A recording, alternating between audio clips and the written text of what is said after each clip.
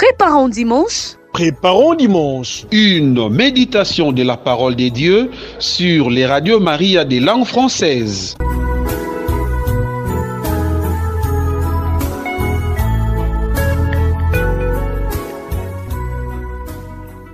Chers auditeurs, chères auditrices et internautes de Radio Maria, bonjour. Bienvenue dans cette émission Préparons dimanche. Devant ce micro, Adeodatus Muhigi, directeur éditorial de Radio Maria RDC Goma. Et maintenant, écoutons les lectures de ce deuxième dimanche de Pâques de l'année liturgique B. La première est tirée des Actes des Apôtres, chapitre 4, du 32e au 35e verset. La deuxième est tirée de la première lettre de Saint Jean, 5e chapitre, du 1er au 6e verset. L'évangile est celui de Saint Jean, au chapitre 13, du 19e au 31e verset.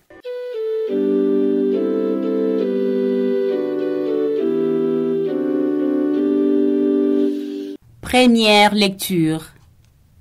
Lecture du livre des Actes des Apôtres.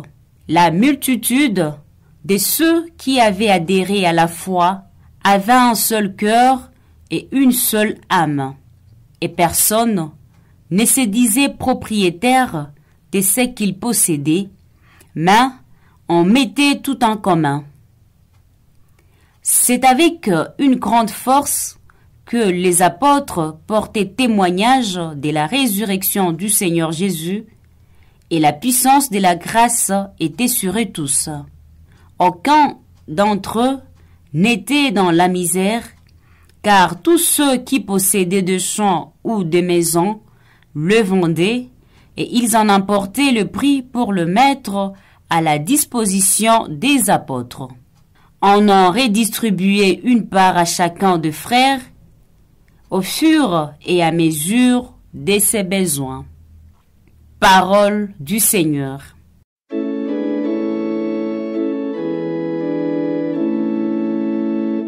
Rendez grâce au Seigneur, il est bon, éternel est son amour.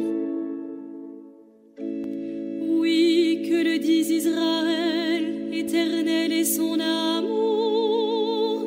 Oui, que le dise la maison d'Aaron, éternel est son amour.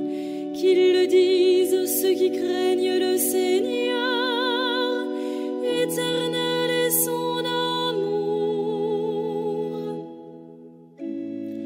Le bras du Seigneur se lève, le bras du Seigneur est fort. Non, je ne mourrai pas, je vivrai pour annoncer les actions du Seigneur.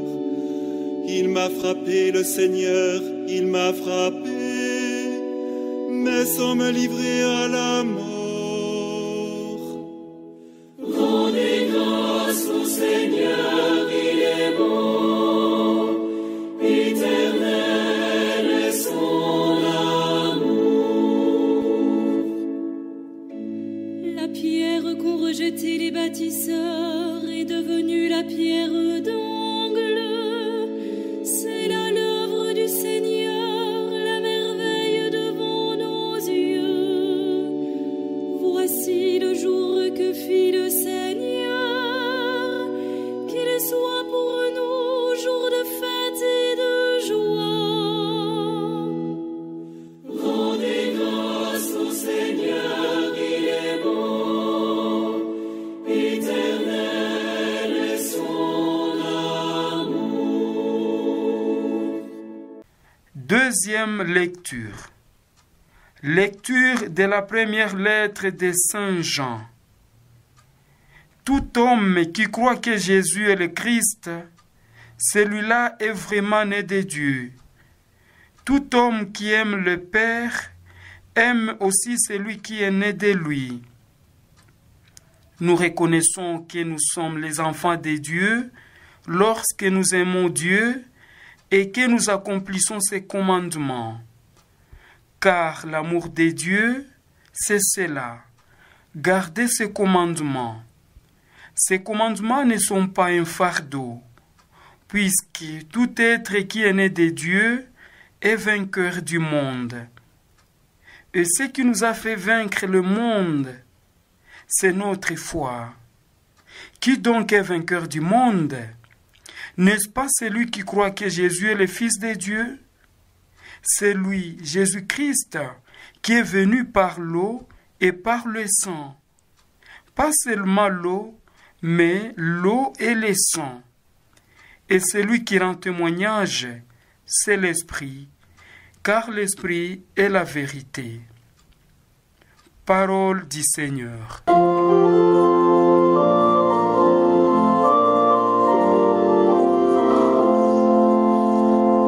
Alléluia, Alléluia, Alléluia. Ta parole, Seigneur, réveille nos esprits. Alléluia. Thomas, parce que tu m'as vu, tu crois, dit le Seigneur. Heureux ceux qui croient sans avoir vu. Alléluia, Alléluia, Alléluia. Ta parole, Seigneur, éveille nos esprits. Alléluia. Le Seigneur soit avec vous. Évangile de Jésus-Christ selon saint Jean. C'était après la mort de Jésus, le soir du premier jour de la semaine. Les disciples avaient verrouillé les portes du lieu où ils étaient, car ils avaient peur des Juifs. Jésus vint, et il était là au milieu d'eux. Il leur dit, « La paix soit avec vous. » Après cette parole, il leur montra ses mains et son côté. Les disciples furent remplis de joie en voyant le Seigneur. Jésus leur dit de nouveau, « La paix soit avec vous. De même que le Père m'a envoyé, moi aussi je vous envoie. » Ayant ainsi parlé, il répandit sur eux son souffle et leur dit, « Recevez l'Esprit Saint. Tout homme à qui vous remettrez ses péchés, ils lui seront remis. Tout homme à qui vous maintiendrez ses péchés, ils lui seront maintenus. » Or, l'un des 12, Thomas, dont le nom signifie jumeau, n'était pas avec eux quand Jésus était venu. Les autres disciples lui disaient, « Nous avons vu le Seigneur. » Mais il leur déclara, « Si je ne vois pas dans ses mains la marque des clous, si je ne mets pas mon doigt à l'endroit des clous, si je ne mets pas la main dans son côté, non, je n'y croirai pas. » 8 jours plus tard, les disciples se trouvaient de nouveau dans la maison et Thomas était avec eux. Jésus vient alors que les portes étaient verrouillées et il était là au milieu d'eux. Il dit, « La paix soit avec vous. » Puis il dit à Thomas, « Avance ton doigt ici et vois mes mains. Avance ta main et mets-la dans mon côté. Cesse d'être incrédule, sois croyant. » Thomas lui dit alors, « Mon Seigneur et mon Dieu. » Jésus lui dit, « Parce que tu m'as vu, tu crois. Heureux ceux qui croient sans avoir vu. » Il y a encore beaucoup d'autres signes que Jésus a faits en présence de ses disciples et qui ne sont pas mis par écrit dans ce livre.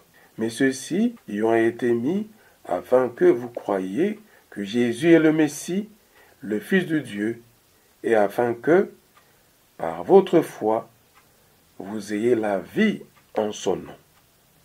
Acclamons la parole de Dieu.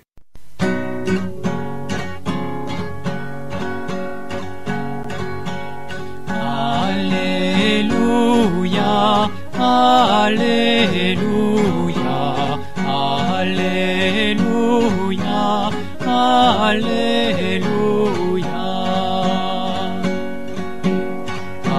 Alléluia,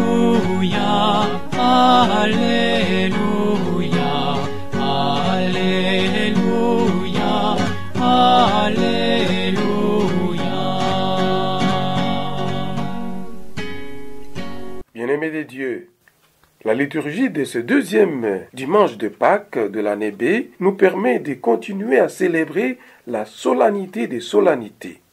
En fait, nous sommes toujours dans la lumière de Pâques. C'est pourquoi ce dimanche n'est pas intitulé premier dimanche après Pâques, mais deuxième dimanche de Pâques. Retenons que le pape Saint Jean-Paul II a ajouté à cette réalité pascale le thème de la miséricorde divine, en faisant le dimanche de la miséricorde divine, en réponse aux demandes venues de Sainte Faustine, qui a vécu dans le diocèse de Cracovie, dont il avait été évêque avant de devenir pape. En effet, l'évangile de ce dimanche présente Jésus qui souffle sur les apôtres en leur donnant d'être, dans leur mission, les acteurs privilégiés de sa miséricorde pour toute personne. Recevez l'Esprit Saint. Tout homme à qui vous remettrez ses péchés, ils lui seront remis. Tout homme à qui vous maintiendrez ses péchés, ils lui seront maintenus. Ce don sera une partie importante de leur ministère futur et de celui de l'Église. Cette miséricorde prend corps dans le ministère que les apôtres reçoivent de Jésus ressuscité et qui est devenu, au fil des siècles, le sacrement de la pénitence et de la réconciliation sur lesquels insiste souvent le pape François. Ce sacrement est le sacrement de la miséricorde divine. Dans l'évangile de ce dimanche, le Christ ressuscité apparaît 2 fois, et chacune de ces apparitions est fixée au premier jour de la semaine, celui du Seigneur, qui est aussi celui de l'Assemblée chrétienne. Et parmi les diverses manifestations du ressuscité, ces récits d'apparition au groupe apostolique font figure de témoignages officiels. Ils sont la transposition sous forme narrative du noyau de la prédication primitive. Jésus le crucifié, Dieu l'a ressuscité d'entre les morts. Nous en sommes témoins. Et la narration souligne à la fois la condition nouvelle du ressuscité. Toute porte étant close, mais il se rend présent au milieu de ses disciples enfermés. Et la réalité de la résurrection, dans la réaction des disciples, on ne note que la joie. Le thème du doute traditionnel selon les autres évangiles n'est pas évoqué ici, car il est réservé à la vision suivante où il est l'occasion d'un développement théologique. L'envoi en mission est énoncé en termes typiquement joanniques. De même que le Père m'a envoyé, moi aussi je vous envoie, dit-il. L'auteur insiste sur la présence surnaturelle qui animera la mission de l'Église. Ici, comme dans l'Évangile selon saint Luc, il s'agit du don de l'Esprit. Mais, tandis que dans l'Évangile selon saint Luc et les Actes des Apôtres, le don de l'Esprit est mis en relation avec le témoignage universel. Dans l'Évangile selon saint Jean, il est mis en relation avec le pouvoir de purifier du péché. L'Église a ainsi puissance de communiquer le salut et d'exercer les jugements. Dans la deuxième apparition, le doute des disciples est mis en évidence. Thomas devient ici le représentant, le type de ceux qui n'y croient pas sur témoignage, et son incrédulité entraîne un développement sur la théologie de la foi. Il n'y croit pas sur témoignage. Jésus va cependant l'aider en lui accordant de voir. Il lui fait vérifier la réalité de sa résurrection et, grâce à cette expérience du ressuscité, Thomas accède alors à la foi complète. Ainsi, on peut percevoir le cheminement personnel d'un de ces piliers de l'Église que sont les apôtres. Thomas fait partie du groupe, mais il désire, comme il est dit, voir de ses yeux et toucher de sa main le Christ ressuscité. Le témoignage des autres disciples ne lui suffit pas.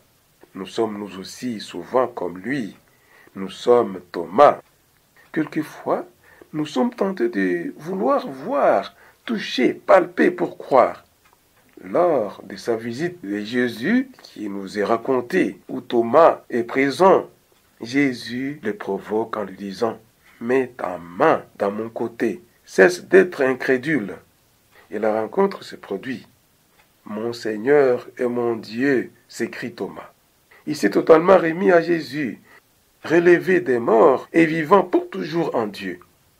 il ne rencontre pas une autre personne que celle qu'il a connue. Dans la foi, il reconnaît que c'est bien Jésus qu'il a fréquenté durant sa vie antérieure qui est là. Il sera désormais présent à tous les moments de sa vie. Il demeurera toujours avec lui. C'est cette bonne nouvelle du salut qu'il ira proclamer jusqu'aux Indes, dit-on. C'est cette profession de foi qui nous fait reconnaître que Jésus-Christ, mort et ressuscité, est notre Seigneur et notre Dieu. Quand nous sommes appelés à faire partie de ceux qui sont dans cette béatitude que le Christ nous donne grâce à Thomas. Heureux ceux qui croient sans avoir vu. Notons que la résurrection est un événement majeur qui a changé la vie des apôtres et de tous ceux qui suivaient Jésus. Il a changé leur regard sur le monde et sur eux-mêmes. Il a changé leur manière de voir Dieu et son amour pour l'humanité.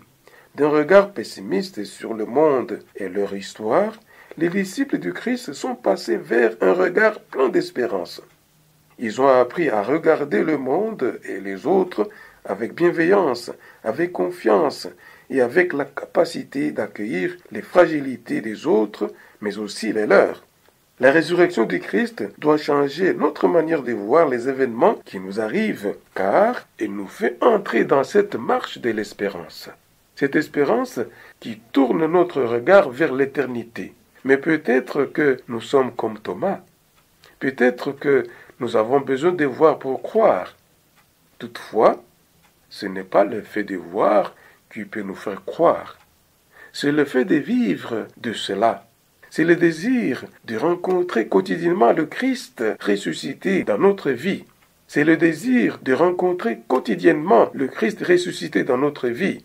En somme, ce dimanche nous apporte de belles pistes de méditation et nous invite à l'accueil de la miséricorde divine, à la redécouverte de l'action de l'Esprit Saint dans l'Église et à un acte de foi renouvelé à la Seigneurie de Jésus-Christ, lui disant avec Thomas, « Mon Seigneur et mon Dieu ».